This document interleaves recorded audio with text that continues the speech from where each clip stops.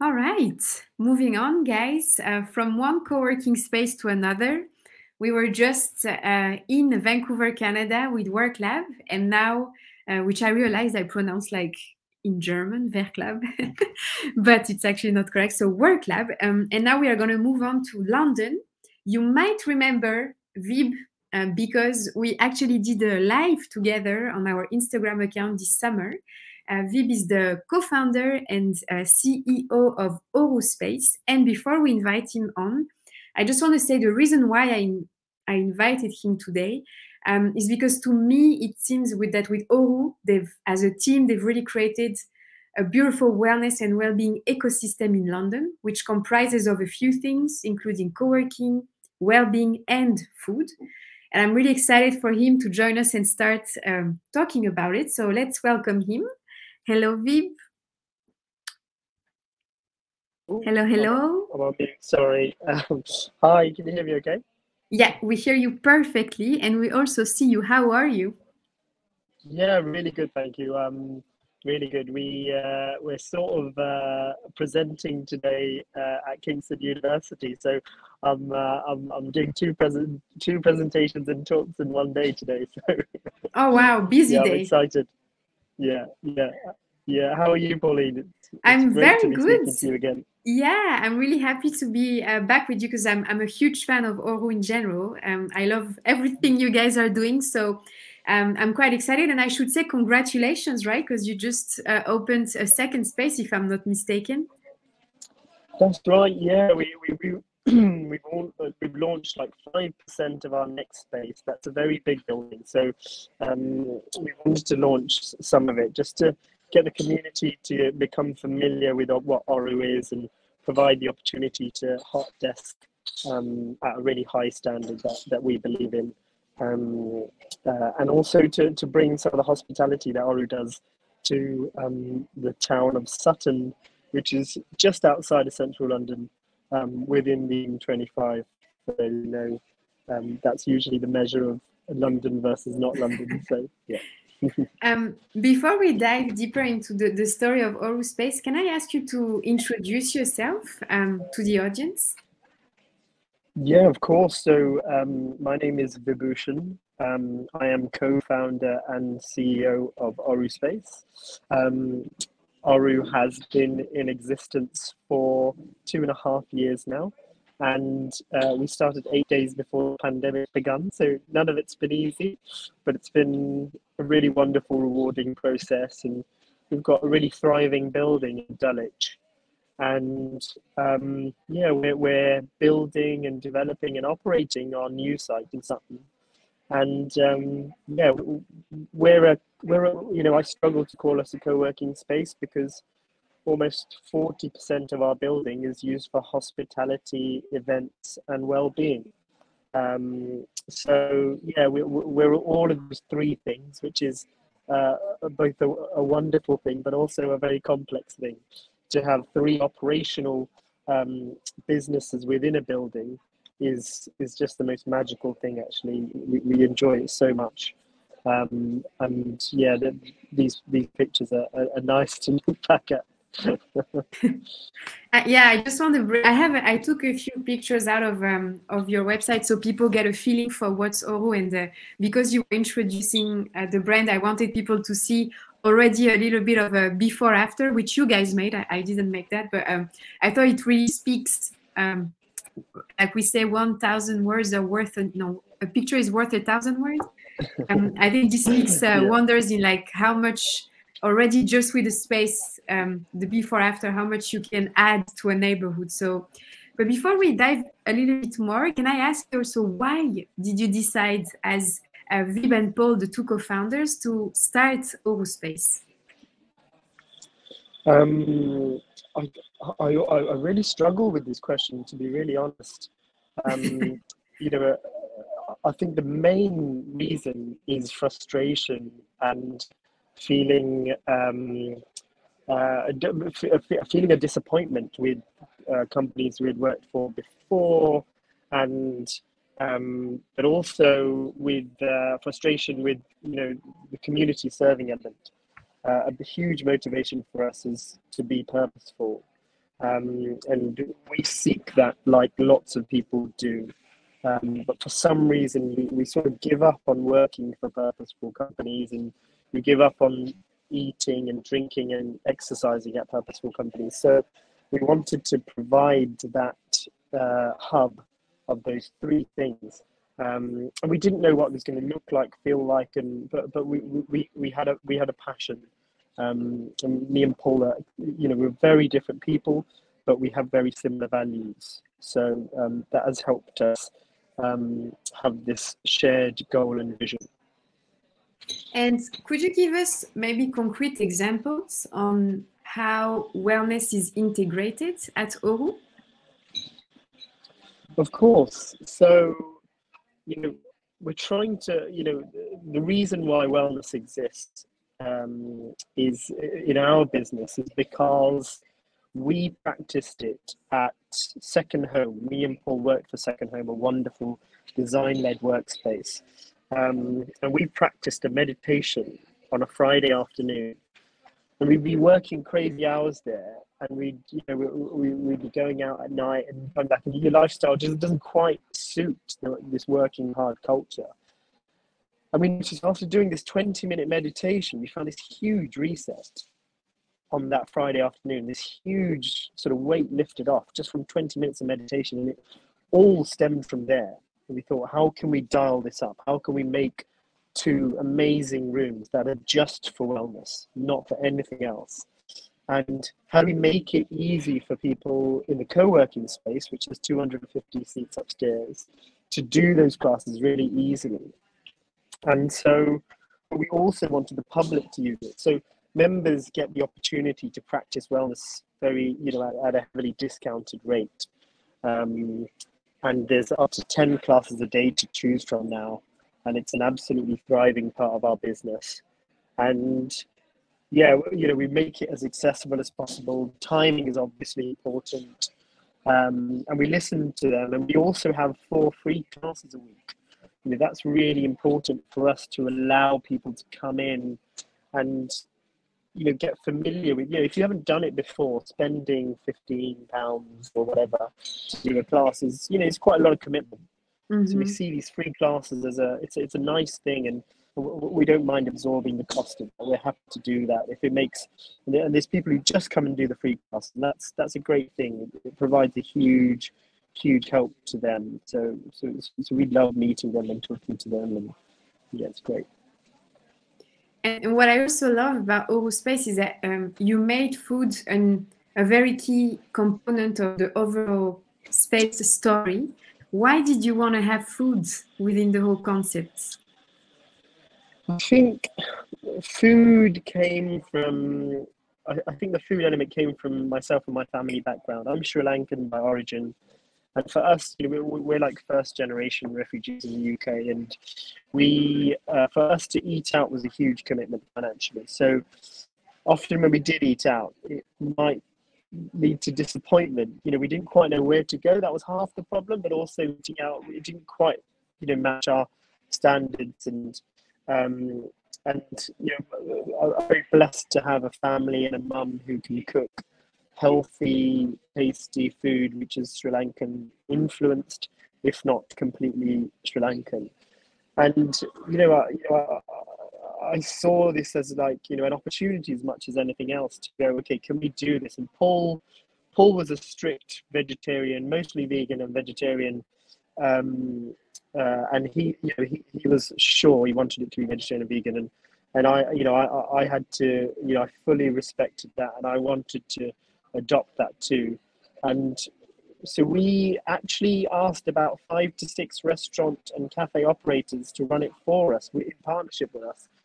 And we said it has to be, tasty, good, healthy, vegetarian, vegan, and we're in Dulwich, and pretty much all of them laughed at us. They had no interest in running it for us. So we were left with no choice to run it by ourselves. And we're so grateful that process happened, and we completely failed at finding someone to run it for us, because now we have 500 to 600 people a day just come to our cafe. Wow. It's got 77 seats. It's very busy. It's the hub of the building. And if someone else was running it, don't think it would be working. I just want to bring up a picture first of the cafe so people can get a feeling for what it looks like, but also the food. If you guys are foodies, I would recommend you to follow Oru on Instagram because you always post so many yummy recipes. And I'm like, oh my God, I'm so hungry. I wish I could eat that. It always looks very delicious. We've got an amazing team of chefs who are developing the menu like every day. You know, there's a new thing on the menu every few days.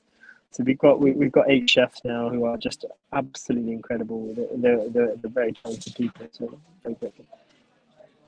And I mean, speaking of the team, actually, it's a great bridge to my next question because you've built a very beautiful team of wellness experts around Oru Space. What kind of topic do they cover? It's a thing I was meant to mention at the start. You know, I wanted to say I am not a wellness expert at all. You know, our wellness experts at Oru are doing an incredible job for us.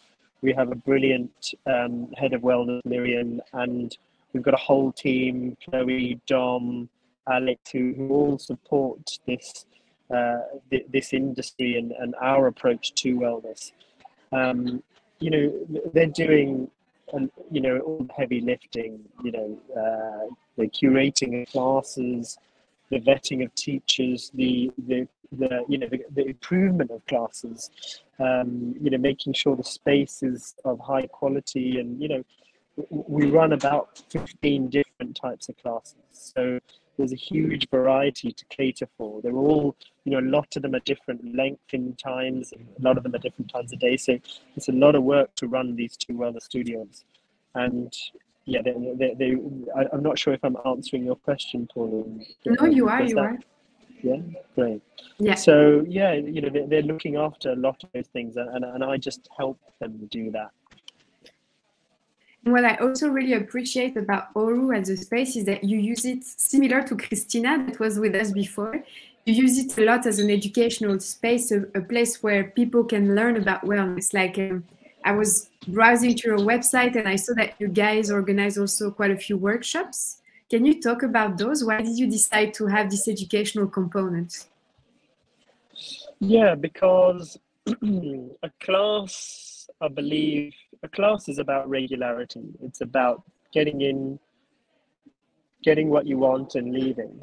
The workshop is way beyond that. It's the opportunity to do a deep dive into a particular part.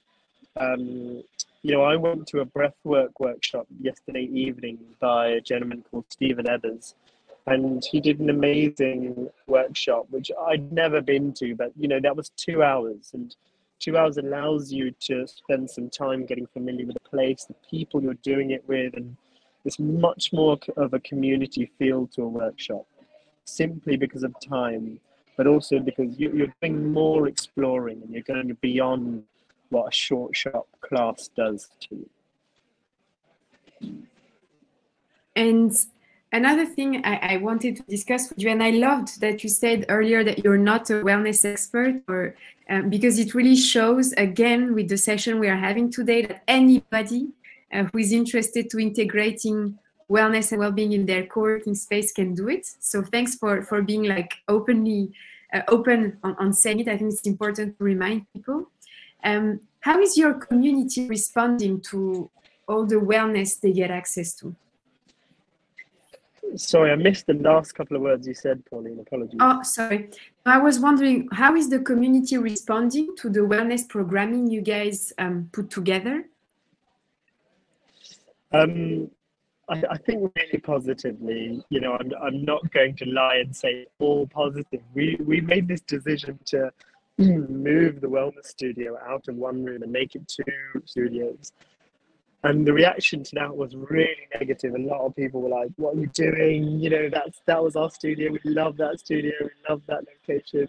And so, you know, it's not always great, but, you know, I must say at the moment, you know, the feedback is hugely positive. People are really grateful to our approach and the variety of classes and the quality of teaching, and, you know, our approach to making it as accessible as possible. You know, we want people who don't fit in a wellness class in assumption of what a wellness class is to feel comfortable in. That's very, very important to us.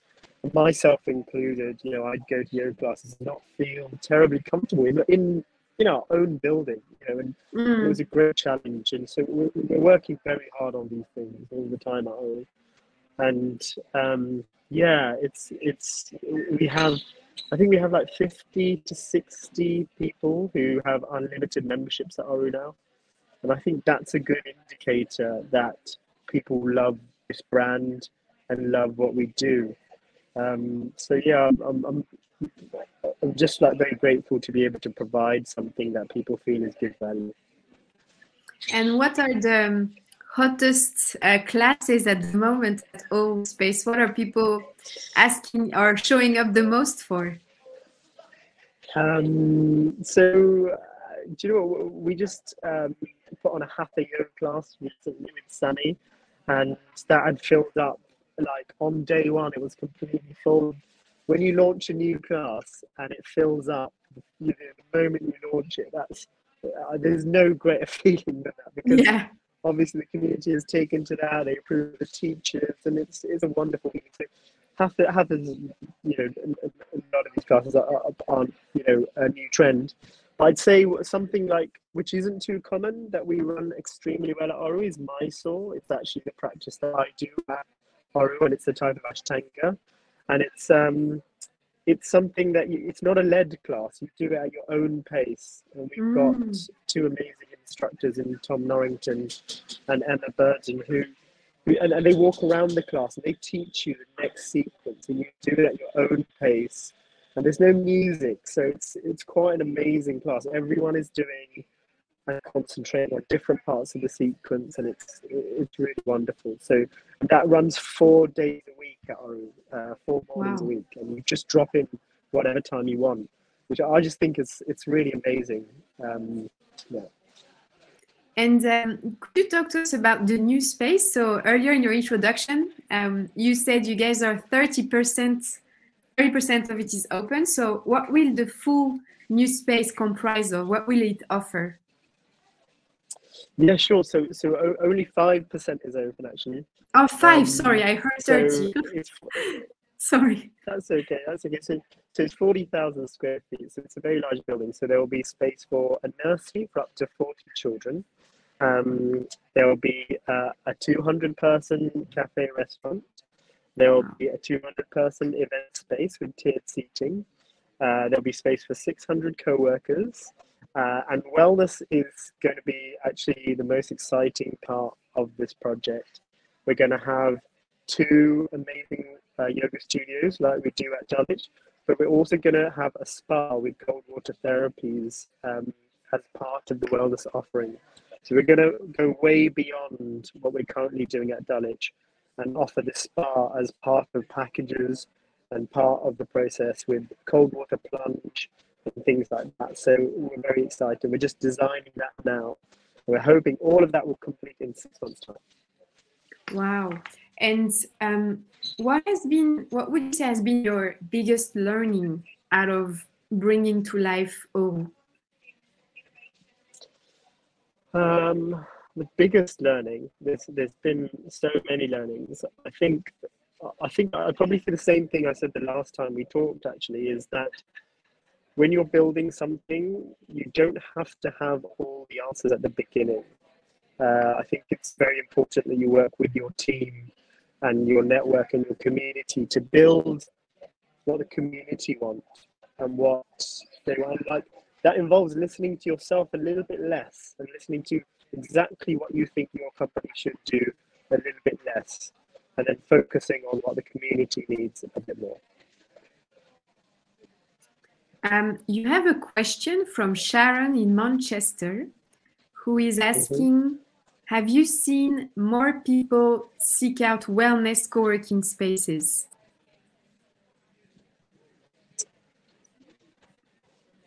I'm not sure I know how to answer that, because we're in a very local area. So to compare to a central London area is difficult.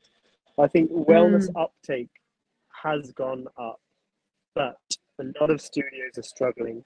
Financially, running a wellness studio is very, very difficult. I must say, it's not a hugely profitable industry. It's it's not something that, if you're looking to make money, then wellness studio probably isn't the way to go, which I have to be very honest about, because I think people see our studios and think it's really busy, really profitable. It's not really the case. Wellness is more of a labor of love than anything else for us. It's something that we do because we feel people need it and want it, and it should be a part of our offering rather than a monetary thing that we sort out. Mm-hmm. And my last question to you before I let you go is if you could give a piece of advice to operators right now watching our conversation and thinking about integrating wellness, what kind of advice would you give them? I'd say, being an entrepreneur and being your own boss, part of small teams, it can be very stressful. So wellness doesn't have to be lycra and yoga studios. It can be about mindfulness. It can be about quiet areas. It can be about relaxation. So, if you can provide something that allows people to be in the present a bit more, I think that's important. I know, I'm often doing two things at once and having too many meetings and staying too late at work. So, allowing people to live in the present a bit more is really, really great. And I think that's a nice place to start. Then you can find what is the easiest or most financially viable things you can do to allow that to happen. Thank you so much, Viv, for being with us and for sharing the story of Oru. I would invite everyone, of course, if you are in London, to go and visit Oru, have a cafe in the space, and even maybe participate to a class. And also, we'll add the link to your website and your LinkedIn on the recap of the event if people want to connect with you. Great. Thank you so much. It's been a real pleasure talking to you again.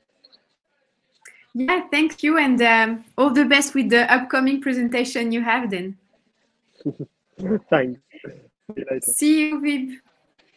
Bye. All right. Continuing our journey to wellness and well-being in co-working spaces.